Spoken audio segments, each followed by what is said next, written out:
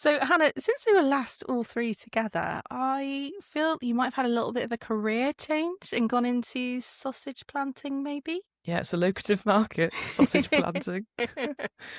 No, I don't keep banging on about it, but I got married in September. And there's a superstition that if you plant a sausage, any brand of sausage, the night before your wedding, then you are supposed to get good weather on the day of. And did you? No, I forgot to plant the sausage, but we did get good weather. So maybe it is a myth. Debunked. Sausage planting doesn't work. Who'd have thought? There is no causation between planting sausages and the weather forecast.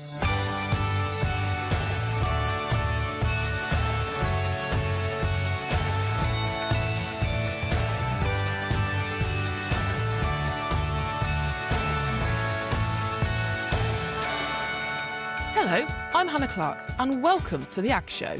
I'm Charlotte Forkes-Rees, and it's a big welcome to the Ag Show from me too. And I'm Tom Spencer. There's been a lot of build up to this, but I can't tell you how good it feels to finally be able to say welcome to the Ag Show. So, this podcast is brand spanking new from AHDB. Think of it as your weekly farming fix. Keeping you up to date with the latest trends and challenges. With the odd surprise along the way. That's exactly how we like it. Definitely. Coming up, we'll be finding out why consumer trust in British farmers is at a record high. In fact, out of the food system, they're the most trusted party. There was a really big increase in this last year, and we thought that it had reached its high, but no, it's increased again this year. We'll hear how a Lancashire livestock farmer became a smash on social media by selling direct to her customers. I don't care how scared you are to make a video or how much you don't like your face or you don't like your voice, just do it. Because the world is out there and they are listening to us as farmers. And think of us as field agents. That's F.I.E.L.D. agents. Farming Industry Explained. Language Decoded agents. That's correct. Only we could come up with another acronym to help explain the many confusing farming acronyms and terminology. New episodes of the Ag Show drop every Wednesday at midday. Available wherever you get your podcasts. With audio and video versions for every show. Just subscribe to make sure you don't miss an episode. And do get in touch. We'd love to hear from you. Comment on any of our social posts or email agshow@ahdb.org.uk. So now we've finished revelling in the fact that we are back as podcasters. Without further ado, I think it's time for the news. First up, the EU Commission has officially recognised the UK as having negligible risk status for BSE. That's a big move, as it's been almost 30 years of EU import restrictions introduced during the BSE crisis back in the 90s. Now, this was voted on back in May, but it is only the beginning of November, which is the start of it being in official written format that it is in place. So what does that mean for the UK? Well, we're looking here at exports of beef specifically, and specifically that fifth quarter that is sometimes harder to get access to when you're looking at exporting. And this will make it far easier and hopefully bring some value for UK agriculture. What have you got for us, Charlotte? I've been reading in F.I.E.L.D all about welfare this week and if we can actually put a price on it. So researchers at Reading University say yes, and they're claiming to have built a tool which they say can prove it. So it scores farming systems from 0 to 100 on welfare factors, and that can include housing, health, freedom of movement, and then it links these scores to what UK households claim they would pay for these improvements. And I have to say, the results are quite interesting. So an example being, if there were better conditions in certain instances for some pigs, that could be worth up to £1.4 billion in a year. If you tackle lameness in dairy cows, that's just going to add another 1.7 billion. And beef cattle and sheep improvements could bring millions more. A really key takeaway that I've got from this is while welfare, isn't just about ethics, it can be about economics, but it's only part of the picture. So I know very much in my day-to-day role in AHDB as a retail and consumer insight analyst that sometimes what consumers claim compared to what they actually do can be a little bit different. So while there is potential that I do think this tool, it could be used as a great way to spark some change, whether that's in farming or retail or policy, there does need to be that little bit more exploration around this area first to see actually how likely are these potential results going to be. What about you, Hannah? Got anything bit light relief for us on this first episode? I think it's a little bit more lighthearted. I don't know if it's too early to be thinking about Christmas. Yes. No. Reckon? You're wrong, Tom. Well, I mean, look, we're in the world of food and drink, and we're in the supply chain. People think about Christmas all the time. They think about Christmas at Easter. So, it's never too early. Subway has just unveiled its 2025 Christmas menu. And there's all sorts of delicious sounding things on here. So, Hannah, are you trying to tell me that you're taking Tom, producer Martin, out for our Christmas meal at a Subway? Yeah, it's footlongs for everyone this year. Merry Christmas. But it is quite interesting, isn't it, to see all the new product development that goes on, especially ahead of Christmas. It's a massive time of year for the food sector, isn't it?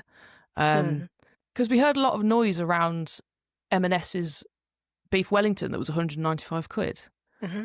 So the fact that Subway's come out with, their festive, exciting menu for this time of year just means there's options for everyone.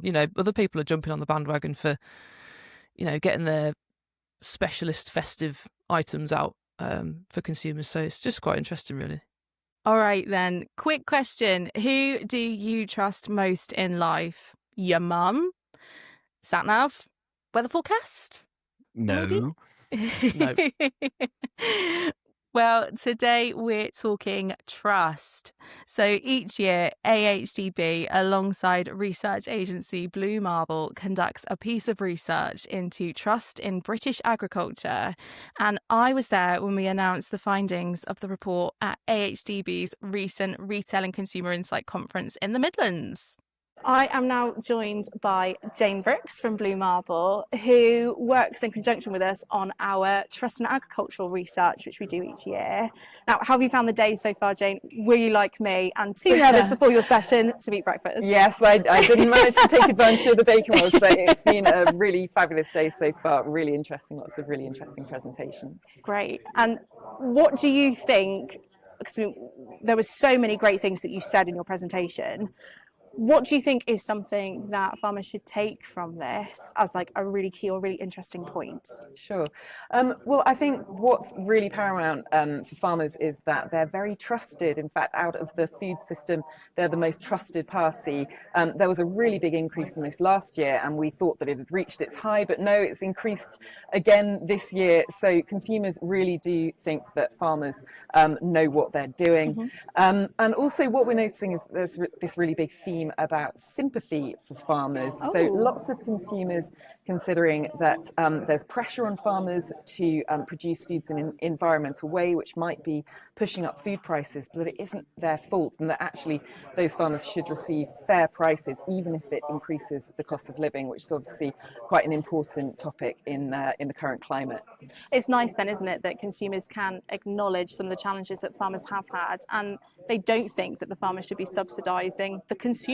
They need to have that fair price coming through to them too. Yeah, absolutely. Yes, very much people recognising the important role that farmers play and wanting them to be rewarded for that. It was great to catch up with Jane following both our presentations, particularly as the results of this research were so favourable for British agriculture, with consumer confidence and positivity having reached an all-time high in 2025. So according to this research, we found that 71% of UK consumers now feel positive about British farming, and that's up impressively from 67% last year and is actually the highest level since we began tracking this in 2019. I mean, that's a great result, don't you think, guys? Yeah, absolutely fantastic. I think the real challenge now for agriculture, for farmers, How can we convert this trust into value? 100%. And what we saw as well is this positivity is actually spanning across all of the farming sectors. So cereals were actually leading the way at 75% positivity. Dairy then at 72%, beef at 68%, and sheep at 67%, with pig farming now also at 63%. So the study, the boring bits now, we looked at over 2,000 UK adults, and we wanted to make sure that that data was really strong and really robust. So making sure it covered what we would class as an average consumer within the UK. And that then found that 77% of people say farmers are trustworthy, and actually second only to doctors in terms of being a trustworthy profession. Now, you're ahead of scientists, teachers, nutritionists, even politicians. And I won't tell you quite how low they scored, but pretty low, and you can read it on our website. And what we also saw is that consumers, they're not just feeling good, they're actually claiming to be acting on it too. So 58% say they're likely to actively seek out British food over imported alternatives. And interest in farming is actually growing. So almost half now express a strong interest or specialist knowledge in this area. Now that's up from 44% last year. And I think actually really encouragingly as well, those aged 18 to 24, actually that figure jumps up to almost 60%.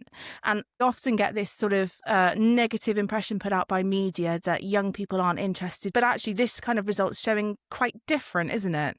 Oh, it's fantastic news. I think you're spot on there.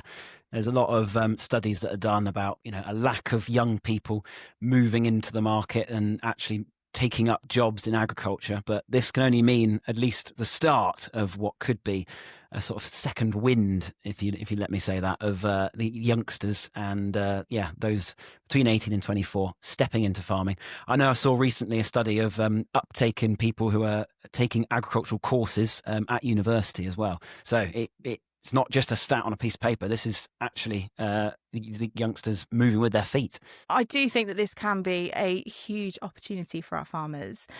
Sharing your stories, whether that's about sustainability or highlighting, your localness and British provenance, and where you can try and engage through social media, because actually this can be hugely influential.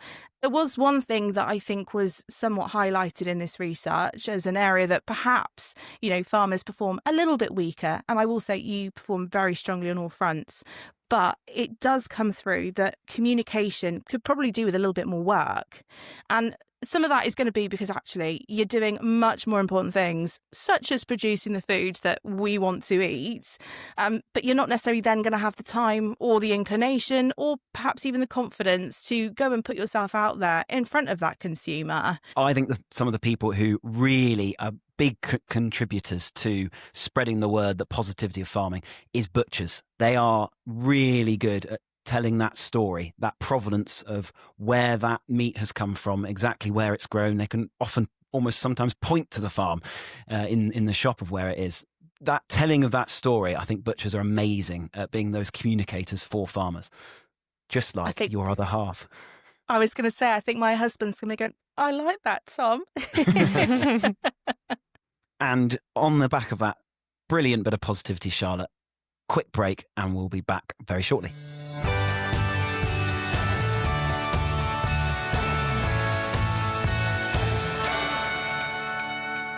Hi, I'm Andy Barnes. I'm a beef and arable farmer from Warwickshire. Now the weather has turned, we are looking at starting some winter jobs. We're just going into our second winter of our beef enterprise, so we've got the new sheds gone up there. Last year we had a few issues with frozen pipes. We just need to have a bit of a sort of redesign and get some more cladding and make sure that shed's properly winterproofed. We've also had an issue this year with our grass lay.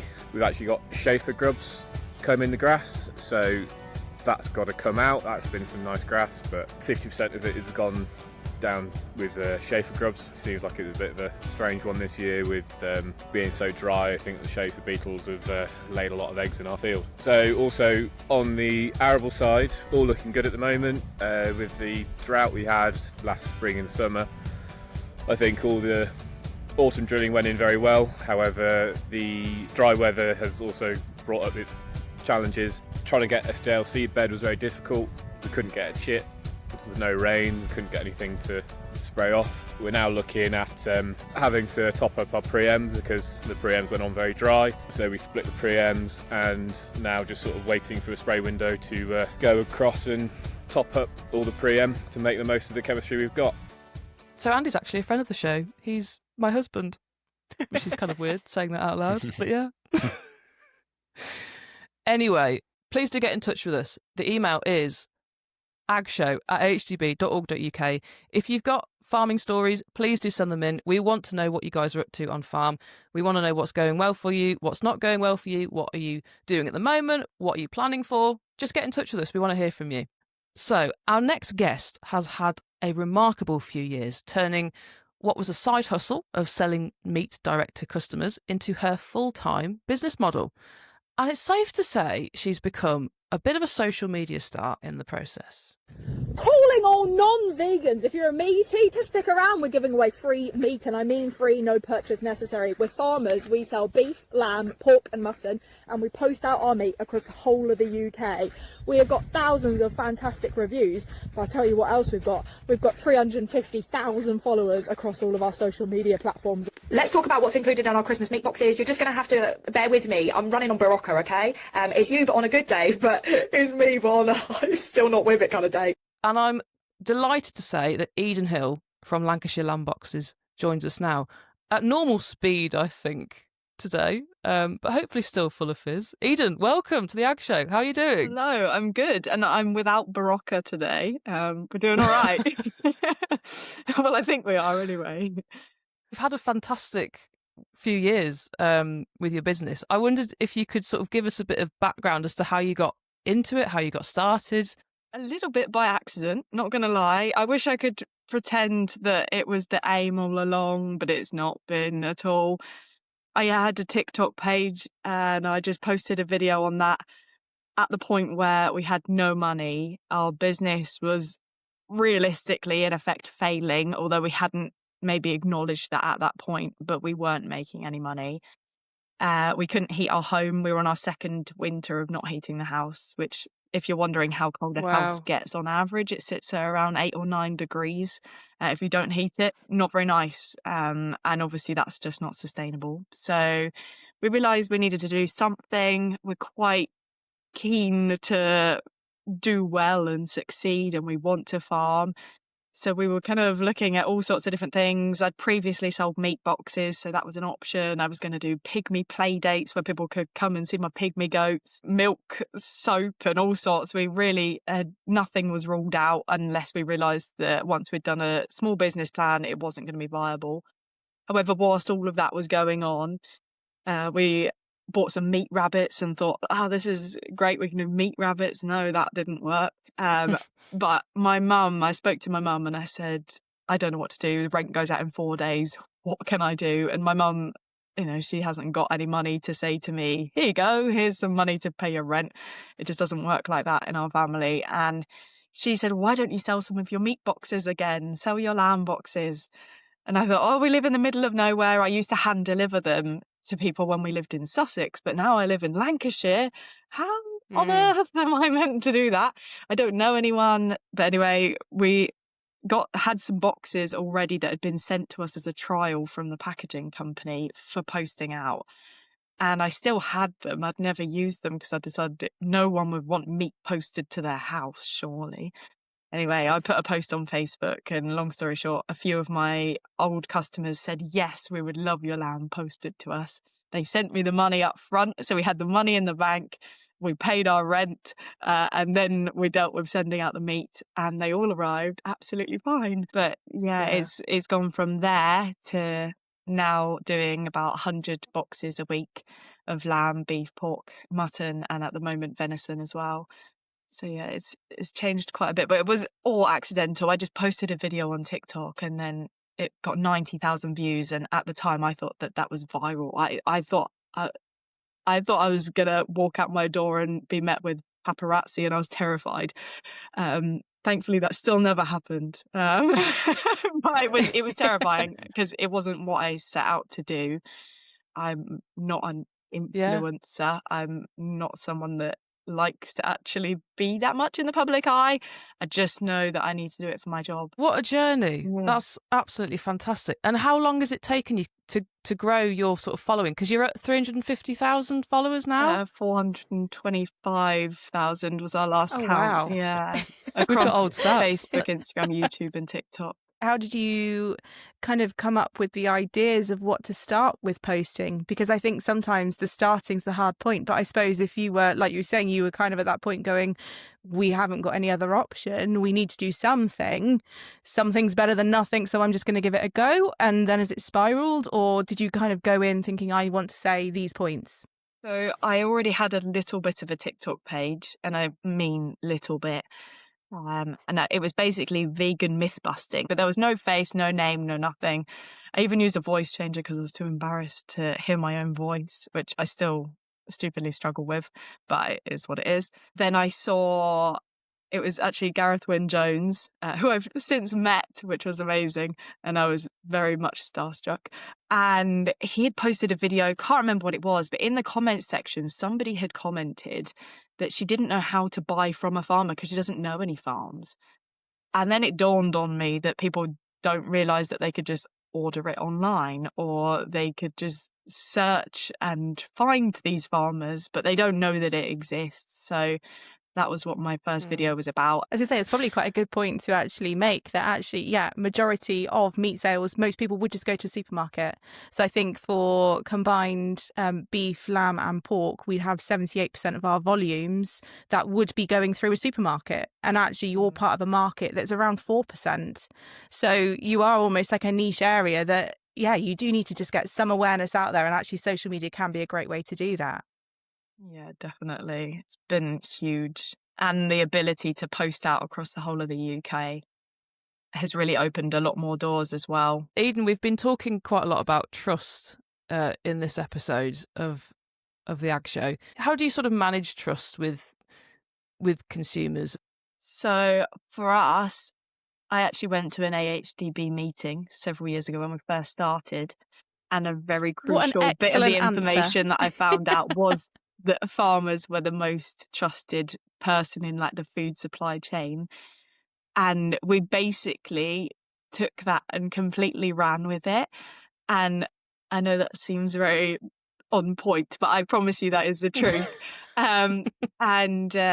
Basically we realised that supermarkets, they have pictures of farmers in the meat aisle, because the farmers are the person that people trust. They don't want to buy it from a supermarket. They still feel they're buying it from a farmer. So we've tried really hard to get across that we're farmers. So most of my videos, I will start with, I'm a British farmer, or I'm a farmer and I sell my meat, or whatever it may be. But there's always some element of I'm a farmer. And I think it goes a long way because you've already explained who you are, what you do, and sort of why you're there. And that's gone a really long way in terms of the trust, but also, really importantly for us is communication. And I hear that you're sold out of meat boxes until next year. Yes. How fantastic is that? Yeah, so mid-October we sold out for the rest of 2025, which is pretty crazy. That's huge, Eden. What have been your best sellers? If people do want to get their hands on some stuff in the new year, what should they be looking out for? Despite being called Lancashire lamb boxes, the beef is the most popular thing that we sell. Our minced beef, our sausages, like the usual. Again, going back to something that I learned from AHDB, the talk that I went to, they mentioned that convenience is where people's meals are heading, and roasting joint sales were down and lamb chops and cutlet sales were up. And again, took that and used that information. So we've added in extra burger flavors. We've got more sausage flavors coming soon. So making those things easy for people to make meals with. People don't have the time to be cooking full roast dinners even once a week, but they don't have the time for cooking big meals like that or time consuming meals like that every day. So we're moving towards those quicker, easier things. But yeah, I would say like minced beef, but also our second most popular thing that we sell is bones for stock. I can't make sense of that. I would have thought that they wouldn't be that popular, still used, but yeah, second most popular individual item that we sell, which is crazy. Well, Wow. bone broth's a huge social media trend. I think on that note, we're going to take a quick break here and we'll catch you on the other side.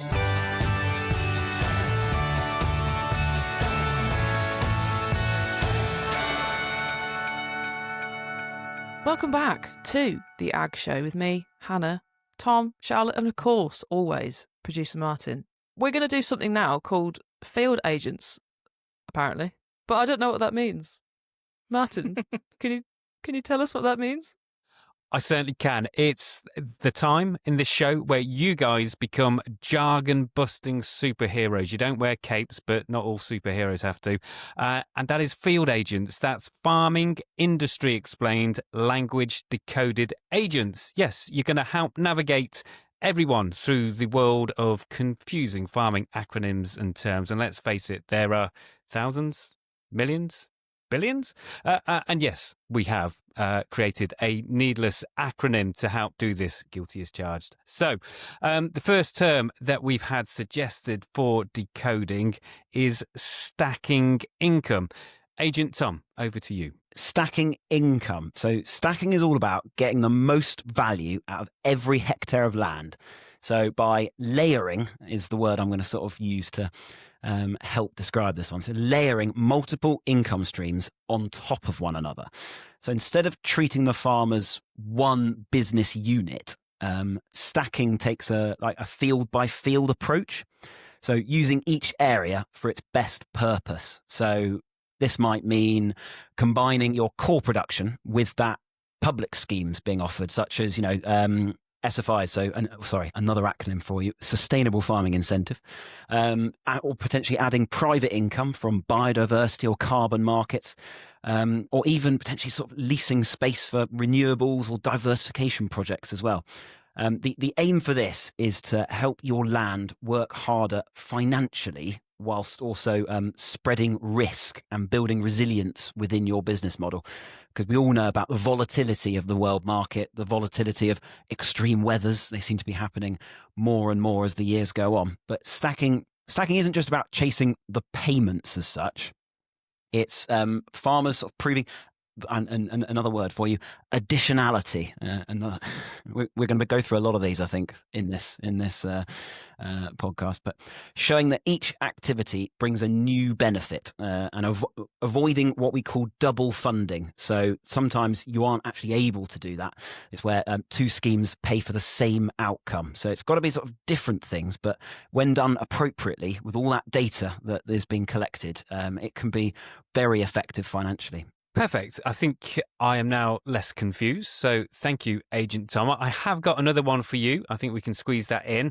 I want to know, what is TRQ? What the heck is TRQ?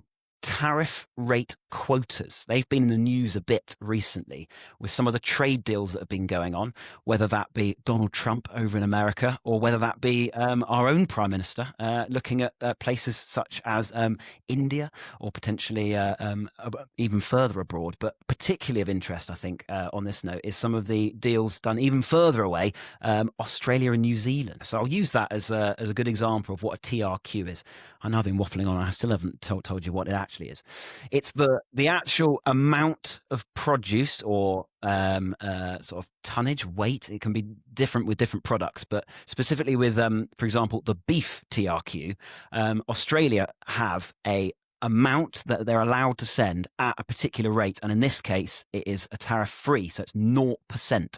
So in the year of 2025, Australia has a tariff rate quota of 51,000 tonnes. So that's what they're allowed to send over in a given year.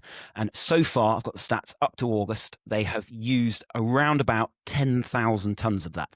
So with not long left of the year, it's probably quite likely that they won't be able to use up that full TRQ. But it must be added that by the end of what's called this sort of timeline, each year that TRQ increases all the way. I think it's 10 years that it goes on to, and we're currently in year 3 of that trade deal. So gently increase, and it's a way of, as I said again, gently easing in a new country into our trade portfolio, enabling us to put food on the plate all round and continue, trading with multiple countries. Thank you, Agent Tom. And if anyone out there has got another acronym or confusing farming term that they want to be officially explained to one and all to make everything a little bit more straightforward out there, then agshow@ahdb.org.uk is the email address to send it to. Brilliant. Right, let's get back to our chat with Eden and how making sure that you're sort of debunking some of the things that your consumers, your customers might be asking for. What do you think some of the top things are that they are looking for in the questions that they're asking you? I think a lot of our customers are looking to make sure that they're buying ethically. Like, they want to make sure that their money is being spent wisely and well and is actually going to the farm. Eden, I wanted to ask again, just on kind of the trust theme. We talked about trust with consumers, but I understand you work with other farmers to sell produce. I just want to explore that a bit more and how you kind of built trust up with other producers to kind of club together and sell products that way. So we aim to sell as much of our own produce as physically possible. However, we've found ourselves in a very amazing position that we have more customers than we can supply. So we sell all the produce that we produce, but then in order to try and make sure that we can sell all year round and to meet the demand that we have, we also sell the produce from other farmers as well. So we make sure that we pay them a fair price. So we now have farmers that come to us because they can't get a fair price for their produce, which obviously is very sad that they're in that position in the first place. But it's really handy that we're in a position where actually we can say, yeah, okay, we can help you there, or we can see what we can do. Not everything works for us. Sometimes farmers are trying to sell us stuff that we just isn't right for our business model, or it's just not the right time. But we'll just always obviously try and do whatever we can. So what's next, Eden? What are your plans? A lot of things that I can't fully explain right now because it's all up in the air. But there is a lot of things planned, and it's very exciting, terrifying as well. Don't get me wrong, but yeah, it is very exciting. But including I don't say it, but I'm going to, including a name change, which is terribly scary. Ooh. Yeah, I think we've outgrown Lancashire lamb boxes as a name, and it's confusing a lot of people. We sell across the whole of the UK, but people think it's only in Lancashire, and they think, of course, that we only sell lamb, which lamb is actually the thing that we probably sell the least of out of beef, lamb, pork and mutton. Well, mutton being the least, but yeah. Before we say goodbye, Ian, have you got any last minute sort of tips and tricks? Because I'm sure there's lots of farmers out there who have heard your story today and are thinking, that sounds amazing. How can I get involved? How could I start up my own similar sort of thing and try and sell direct to that consumer? My inbox is always open, and we get a lot of farmers asking us, and I have all the time in the world for farmers wanting to do what we do. I'm not here to gatekeep what we've done, and you might listen to it and think, yeah, that's amazing, and I'll do that. Or you might listen and go, that's a load of rubbish, Eden, that won't work for our business. But I can tell people the mistakes that we've made along the way, etc. And realistically, I think the most important things that have led to our success have been having good communication with your customers and just doing it. Like, I don't care how scared you are to make a video or how much you don't like your face or you don't like your voice, just do it. Because the world is out there and they are listening to us as farmers. There is so much interest in what we do or why we do things. And people are listening, but we have to speak to them. We have to tell them and show them what we're doing. So just do it, whether that be for selling something or just in your normal farm life. We're monetized on 3 social media platforms now, and I make about £800 a month on average just from filming videos to advertise my business. Like, that's crazy, isn't it? Wow. And that's an amazing position to be in. Thank you so much for joining us, Eden. And if you have a suggestion of what Eden can rename her business, do let her know, or even let us know. agshow@ahdb.org.uk.